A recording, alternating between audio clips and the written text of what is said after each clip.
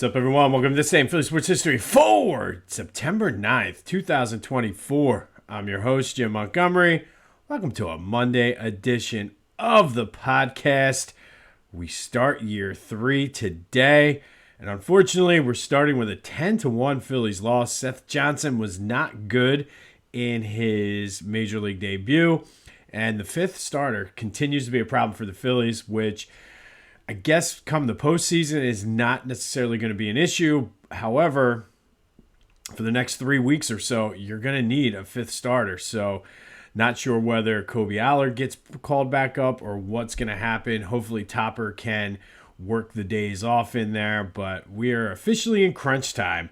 And I don't know. I'm starting to get nervous with these injuries. I asked you guys yesterday, are you getting concerned with these nicks and bruises? 100% of you said yes. Thank you, as always, for participating in the question of the day. The latest one is Sosa, who tweaked his back, who is now on the IL, that he joins JT, not Cody Clemens, Alec Boehm, Austin Hayes. Bryce winced a little bit when he swung. He said that's just going to happen the rest of the season. You got to try to get these guys healthy. And like I said, I'm starting to get concerned with some of these injuries. However, if you're going to have them, I guess now would be the time. Luckily, the magic number did shrink despite the 10-1 loss. So the magic number now is 13 to win the division. Excuse me. Mets and Braves are both 7 games back. It's 11 games to clinch a playoff spot. Bryce said yesterday that it doesn't really matter until it gets under 10. But for me, it's close enough that we're going to continue to do it. 3 ahead of the Brewers for the second seed and 1 game back of the Dodgers. But like I've been saying, I don't really care which one of those spots they get, because either way, you're going to face a team that's hot, a team that just is coming off winning a series. I just need that extra day so you can set the rotation up and get, obviously, with all these guys getting banged up, set the table for them to get healthy. But it is a concern. They're back at it tonight against the Rays. Christopher Sanchez is on the mound. But I don't know. We're getting, it doesn't matter who you put out there. The fifth starter, they're all Taiwan Walker in a mask. But let's get that magic number whittled down. Big games coming up on the horizon against the Mets. So let's continue to somehow get that magic number down and hang on to win this division. It's crazy saying that, but we've seen crazier things in Philly, both winning the division as well as losing it throughout the team's history. So we just got to remain consistent. It's easy to get caught up in it because they just got blown out twice by the Marlins, who are in last place, but they were coming off a 6-game winning streak. Some of the guys are banged up a little bit, and then Nola just wasn't good the other night, but you had your fifth starter out there. I'm not ready to hit the panic button yet. This is not like how it was in the summer, but I am my radar is going up again. But we'll see how they come out against the Rays this week, gearing up for the big series against the Mets. Be sure to follow me on social media, Jimbo_Mont at Twitter and TikTok, at Philly Jimbo on Instagram. Follow and subscribe to the YouTube channel. I had a lot of new subscribers during the second year anniversary celebration last week, so thank you for that.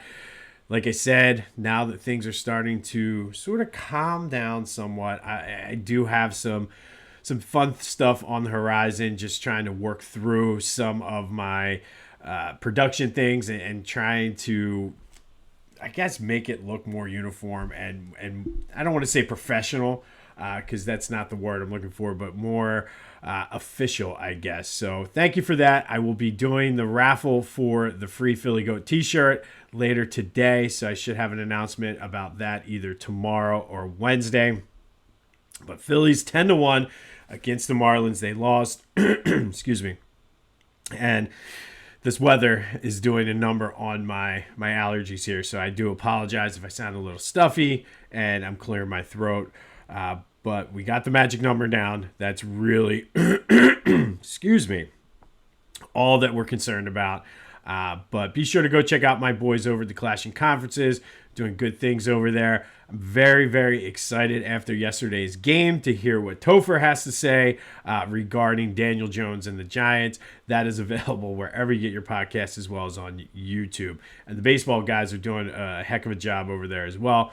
And then go to Philly Goat, do a little shopping, get some t-shirts. It's starting to it's hoodie weather. So go get some hoodies, some long sleeve tees, whatever you need, they got you covered. And then be sure to use that promo code Jim Montgomery for 10% off of your order. All right, speaking of the NFL, I told you yesterday it was a stress-free Sunday. It was nice. We had a baseball game, and then we had some family over to celebrate my son's birthday, which is Wednesday. Had the Red Zone on, and it was great seeing, like I said, the Giants fall apart, Washington get killed. Dak got his contract. Cowboys look good, but I just don't know how good the Browns are. Starting to question the legitimacy of Deshaun Watson. And then in my text chain I have with a couple guys, we were going back and forth about, remember that the Eagles were making a run at him at one point, and thank God they didn't. And for all the things you want to say about Jalen Hurts, Howie Roseman did make the right choice. Lions beat the Rams last night. I'll be honest, did not watch any of that game. I was knocked out after a long weekend of sports and celebrating for my son. But you got to love the stress-free football. Atlanta didn't look too good against Pittsburgh. However, Pittsburgh's defense is always good, so we'll see what happens. But Kirk Cousins did not look sharp. And as someone who has him on his fantasy team, it still continues to blow my mind that the Falcons do not use Bijan Robinson the way they should. So we'll see. We turn our attention now. We flip the page starting tomorrow. We'll start looking at the Atlanta game. But overall, a good first week of football. Now, if the Jets can just knock off the 49ers tonight, I will be happy. And I need to do something about fantasy football too. It's tonight is one of those nights that you hate as a fantasy football player. I need Christian McCaffrey to have a big game for one of my big money leagues, but I'm also playing against him, and I need him to have a shitty game in the other big money league. So the life and times of a fantasy football player. But we look ahead to Atlanta starting tomorrow. Eagles looking to go 2-0. Sticking with the Eagles the rest of the show today, we're going to go back first to 2001. And on this day in 2001, the Rams beat the Eagles 20-17 in the season opener. This was our first regular season game that we had as season ticket holders. We were very pumped up for it and just was very excited for this game because, like I said, the first game we had technically was that preseason game against the the Ravens that got postponed and then eventually canceled because of the turf. So very excited for our first regular season game. Eagles basically dominated this game. However, they went down early. They were down 14-3 at halftime against the greatest show on turf. They were coming off of, I don't think they won it the year before. They won it 2 years prior. Of course, the Eagles fumbled the very first snap of the game. That was Bubba Miller was the center, but this is Hank Fraley's first game as center for the Eagles. And then they were down 17-3 in the third quarter. And then the defense, though, played very, very well that game, shutting down Marshall Faulk and the greatest show on turf. Donovan McNabb led the Eagles back with 2 touchdowns passes to Cecil Martin. The Eagles did have a chance to win this game. They tied the game up. Very next kickoff, our very own Ike Reese forced a fumble. Quentin Caver, though, tried to scoop it up and score instead of falling on it, and the Rams did recover, and it went into overtime. The Eagles had the ball first in overtime, didn't do anything. Rams eventually won it with a field goal. Not the last time we'd see the Rams that season. The Eagles did go 11-5, winning the division, and then they faced off against each other in that epic NFC Championship game in which the Eagles had a lead in that game, and then Marshall Faulk kind of took over. But on this day in 2001, Eagles lose to the Rams 20-17 in overtime in a game that they really should have won, and it really would have set the tone for that season. I will say, though, the defense really stepped up and showed out, and we saw Donovan McNabb kind of have his coming out party that season. But it was not meant to be. Eagles lose to the Rams 2017 in overtime. And like I said, it was our very first game as a season ticket, or my very first game as a season ticket holder with the group for a regular season game. All right, throughout the rest of the month of September, now the second anniversary is celebrated in the books, and we're moving on to year 3. An interesting topic, and there's a lot of players throughout the course of Philadelphia sports history that were either from Philly, played for our Philly teams, or in some of the cases you'll see drafted, never quite played, that became villains. And it's an interesting thing because some of these guys, as I was compiling the list and going through it, really made my blood boil. Like, that's just the hatred and the level of just villainous, I guess, you have on some of these guys. And we're going to start off with maybe one of the biggest villains in Eagles history, and that is one Chip Kelly. I will say it was more of a love-hate relationship when he first came in.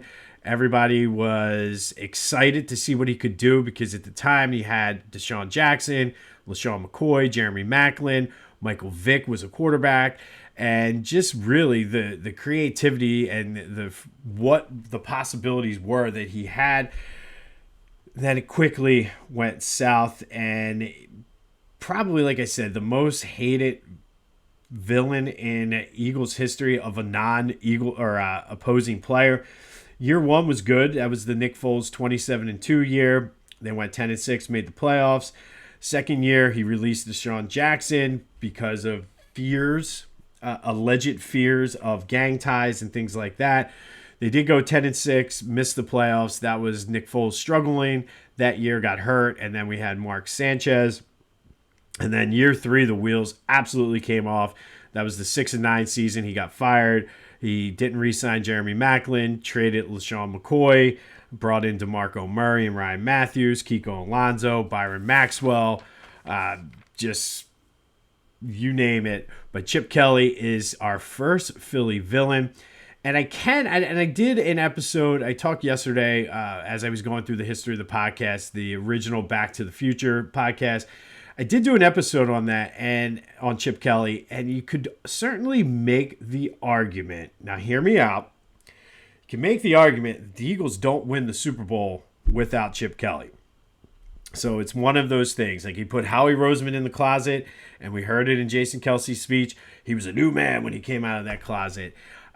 Also, guys like Kiko Alonso and Byron Maxwell were pieces then that Howie was able to use in order to move up to draft Carson Wentz, who, despite what everybody feels today about Carson Wentz, they don't win the Super Bowl without Carson Wentz that year. So I'm hesitant to give Chip all the credit because 100% he doesn't deserve all of the credit. But I think you can make the argument that if it wasn't for Chip Kelly bringing in those guys that later were used for trade pieces to move up to get Carson Wentz, you can make the argument that they don't win the Super Bowl. One of the most underrated things Chip Kelly did do was re-sign Brandon Graham, who wasn't necessarily living up to potential and all those things.